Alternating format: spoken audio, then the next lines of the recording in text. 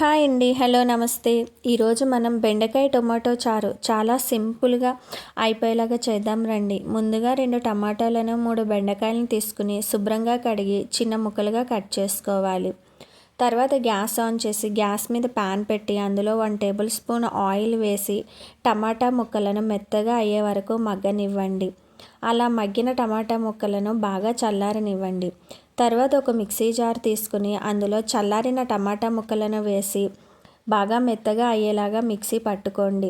ఇప్పుడు gas on చేసి gas మీద ప్యాన్ పెట్టి 2 టేబుల్ స్పూన్ల ఆయిల్ వేసి ఆయిల్ హీట్ అవ్వనివ్వాలి.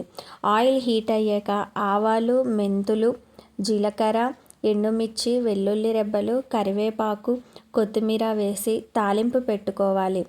తాలింపు వేగాక అందులో బెండకాయ ముక్కలను వేసి పచ్చివాసన పోయేలాగా బాగా వేగనివ్వండి.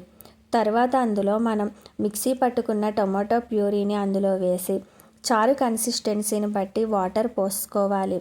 తర్వాత అందులో రుచికి సరిపడా సాల్ట్, 1 టీ స్పూన్ పసుపు వేసి ఒక 5 నిమిషాలు బాగా మరగనివ్వాలి. అంతేనండి. అలా మరిగిన చారును వేరొక బౌల్లోకి తీసుకుని దానిపైన కొత్తిమీరతో గార్నిష్ చేసుకోవడమే. వేడి వేడి బెండకాయ టొమాటో చారు రెడీ. మీరు కూడా ఒకసారి ట్రై చేసి టేస్ట్ ఎలా ఉందో కామెంట్ చేయండి. అంతకన్నా ముందుగా నా ఛానల్ని లైక్ చేసి, షేర్ చేసి, సబ్స్క్రైబ్ చేయండి. Thank you. బాయ్.